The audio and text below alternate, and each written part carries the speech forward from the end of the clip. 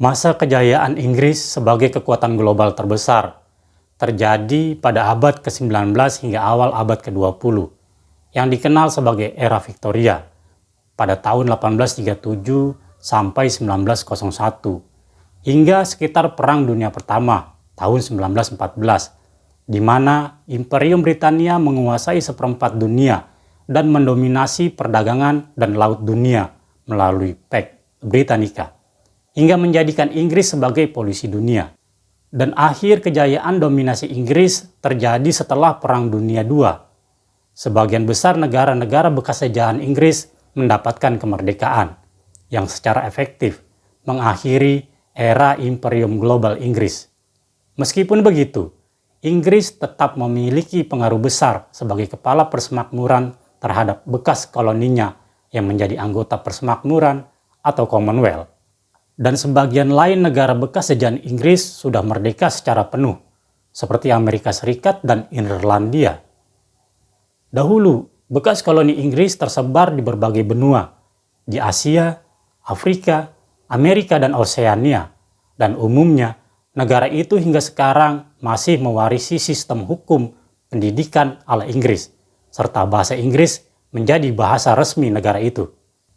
Di Asia, bekas koloni Inggris ada India, Malaysia, Singapura, Brunei Darussalam, Pakistan, Sri Lanka, dan Myanmar. Di benua Afrika ada Nigeria, Ghana, Kenya, Uganda, Afrika Selatan, Mesir, Sudan, Zimbabwe, Zambia, dan Tanzania. Di benua Amerika sendiri ada Kanada, Jamaika, Bahama, Guyana, dan Amerika Serikat. Di Oseania, jajahan Inggris ada Australia, Selandia Baru, Fiji, dan Papua Nugini. Ciri khas negara bekas jajahan Inggris yaitu masih tergabung dalam persemakmuran atau Commonwealth, sebuah organisasi negara-negara berdaulat yang dipimpin oleh kerajaan Inggris. Ciri khas lainnya, bahasa Inggris seringkali menjadi bahasa resmi atau bahasa pengantar utama di negara-negara tersebut. Dan pada sistem hukum dan pemerintahan, Inggris masih memperkenalkan sistem hukum, kepolisian, dan administrasi pemerintahan yang mempengaruhi struktur negara-negara jajahannya. Dan di Indonesia sendiri, Inggris sempat menjajah Indonesia pada tahun 1811 sampai 1816 di bawah pemimpinan Raffles. Namun Raffles mengembalikannya ke Belanda, sehingga Indonesia merdeka dari Belanda, bukan dari Inggris. Salah satu negara yang merdeka penuh dari jajahan Inggris adalah Amerika. Inggris menjajah Amerika Utara di 13 koloni atau 13 negara bagian, mulai dari pendirian koloni permanen pertama di Jamestown, Virginia pada tahun 1607, hingga kemerdekaan Amerika Serikat pada tahun 1776 yang diakui secara resmi melalui Perjanjian Paris pada tahun 1783. Pajak yang tinggi yang harus dibayarkan ke 13 koloni kepada kerajaan British Raya membuat Amerika memberontak. Pada 4 Juli 1776, sebuah sikap dideklarasikan oleh 13 koloni kerajaan Britania Raya di Tanah Harapan bernama Amerika. Mereka ingin merebut hak hidup yang bebas dari kerajaan Britania Raya, termasuk hak untuk mengejar kebahagiaan. Peristiwa historis itu merupakan kulminasi dari revolusi yang telah berlangsung hampir 1 dekade sebelumnya. Sejarawan menelusuri pangkal pemberontakan 13 koloni atau 13 negara bagian di tanah Amerika berasal dari pajak yang dinaikkan sewenang-wenang oleh Inggris dan akhirnya menumpuk geram di kalangan aktivis pro kemerdekaan. Pada 1763, ketika itu Parlemen Inggris mulai memberlakukan serangkaian kebijakan yang bertujuan untuk meningkatkan pendapatan dari koloni-koloni di Amerika. Rencana Inggris meningkatkan pendapatannya dengan menarik pajak yang lahir melalui Undang-Undang Perangko pada tahun 1765 dan Undang-Undang Townshend pada tahun 1767. Parlemen Britania Raya merasa tindakannya sah, didasarkan pada argumen bahwa menjadi bagian dari kerajaan Inggris adalah sebuah kemewahan dan tentu saja tidak gratis.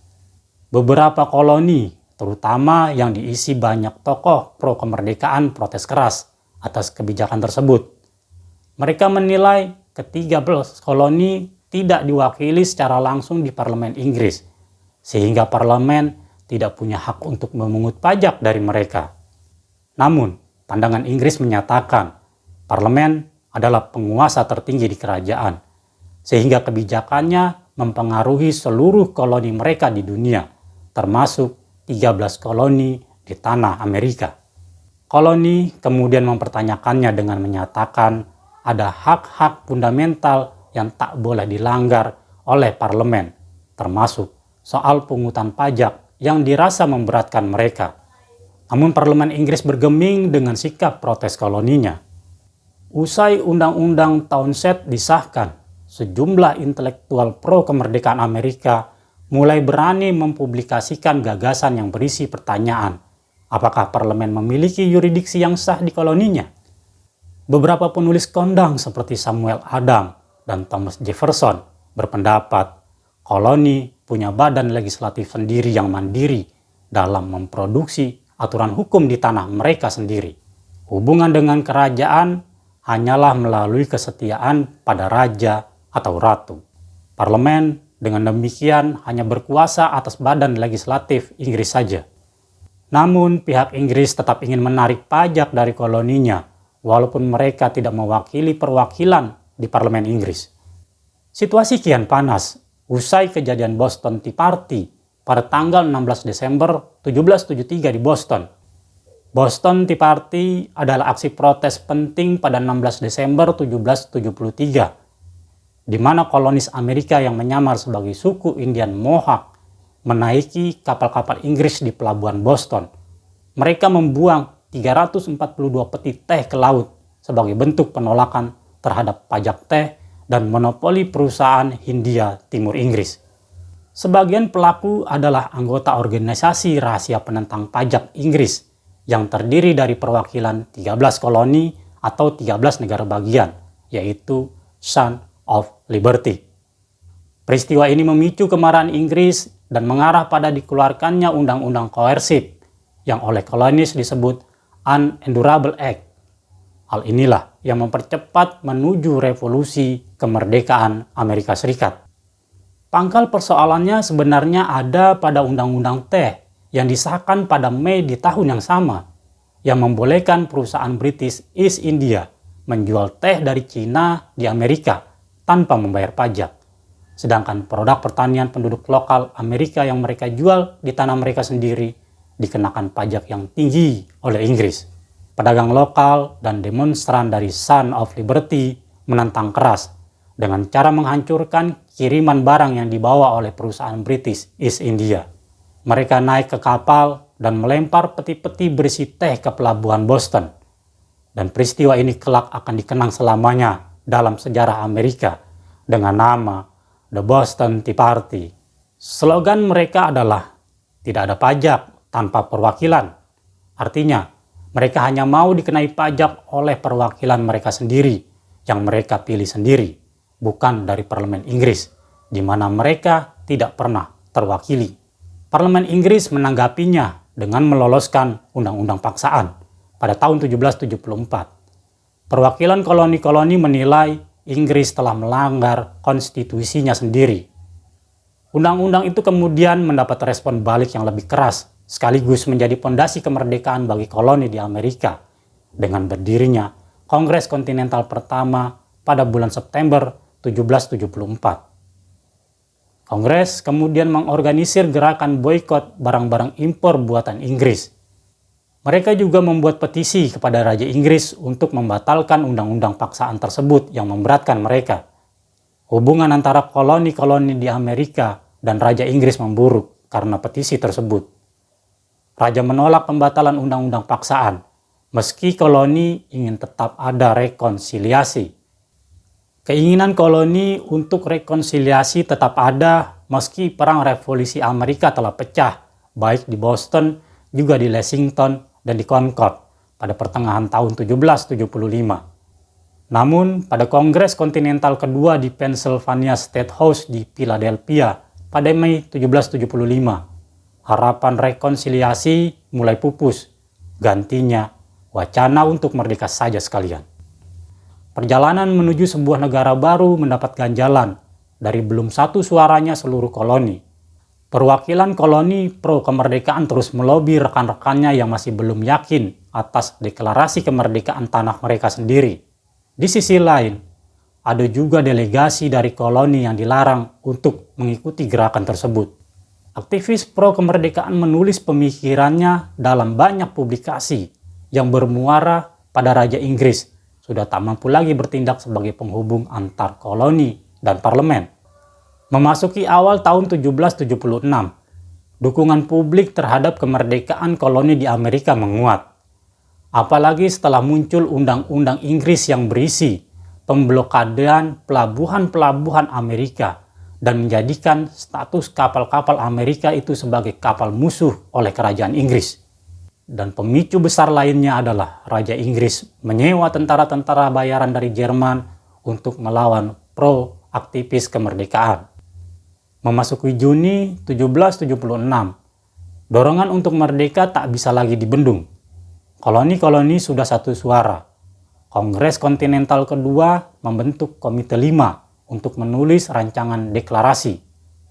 Mereka adalah John Adams dari Massachusetts, Benjamin Franklin dari Pennsylvania, Thomas Jefferson dari Virginia, Robert R. Livingston dari New York, dan Roger Sherman dari Connecticut. Di awal Juli, saat rancangan sudah jadi, Kongres mengadakan pemungutan suara. Pada 2 Juli, seluruh koloni sepakat untuk melepaskan ikatan dengan Britania Raya. Ke-13 koloni tersebut adalah New Hampshire, Massachusetts Bay, Rhode Island, Providence Plantation, Connecticut, New York, New Jersey, Pennsylvania, Maryland, Delaware, Virginia, North Carolina, South Carolina, dan Georgia. John Adams kemudian menulis surat yang legendaris kepada istrinya. Ia menyatakan tanggal 2 Juli akan dikenang rakyat Amerika melalui perayaan kemerdekaan. Namun Adams keliru. Kegembiraan itu dimulai 2 hari berselang, yaitu pada tanggal 4 Juli. Setelah pemilihan suara secara bulat mendukung revolusi kemerdekaan, Kongres mengalihkan perhatian pada Komite 5 selaku perancang deklarasi. Muncullah perdebatan lanjutan saat proses penyuntingan naskah. Proses ini cukup memakan waktu, utamanya untuk memotong kata-kata yang tak perlu. Usai menghapus hampir 1/4 bagian, pada 4 Juli 1776 deklarasi kemerdekaan disetujui oleh Kongres.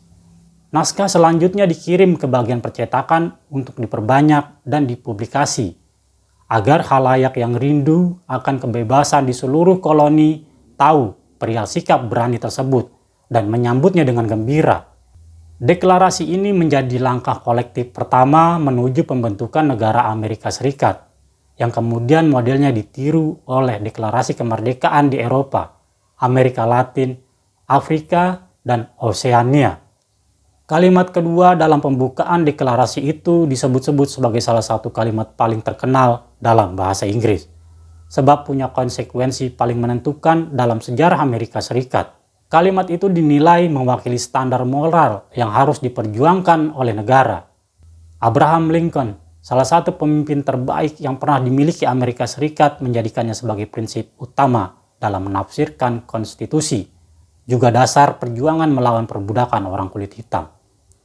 Kalimat itu berbunyi, "Kami memegang kebenaran ini untuk menjadi nyata, bahwa semua manusia diciptakan setara, bahwa mereka diberkahi oleh Sang Pencipta dengan hak-hak yang tak dapat dicabut, di antaranya kehidupan, kebebasan, dan pencarian kebahagiaan." Itulah kata-kata sakral yang masih dipegang oleh negara Amerika Serikat semenjak merdeka dari kerajaan Inggris. Adapun penyebab utama kerajaan Inggris menarik pajak yang tinggi pada koloninya karena kebutuhan dana perang setelah perang 7 tahun. Inggris membutuhkan dana besar dan mulai membebankan pajak pada seluruh koloninya di dunia, termasuk di Amerika. Pemerintah Inggris memberlakukan pajak atas berbagai barang, seperti gula, materai untuk dokumen, Ingat dan ini adalah inti masalahnya.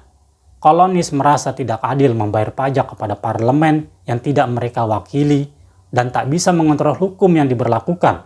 Kelompok seperti Son of Liberty melakukan protes keras, menyerang kantor bea cukai, dan melakukan aksi simbolik seperti Boston Tea Party atau membuang teh ke pelabuhan pada tahun 1773, dan mereka memboikot semua barang-barang dari Inggris. Protes ini memicu Perang Kemerdekaan Amerika pada tahun 1775 hingga 1783, dan kemudian ke-13 koloni ini bersatu dalam revolusi Amerika melawan Britania Raya. Pada 4 Juli 1776, 13 koloni kemudian mendeklarasikan kemerdekaan mereka, membentuk Amerika Serikat yang bebas dari kekuasaan Inggris. Hingga sekarang menjadikan Amerika sebagai polisi dunia, menggantikan posisi Inggris Raya.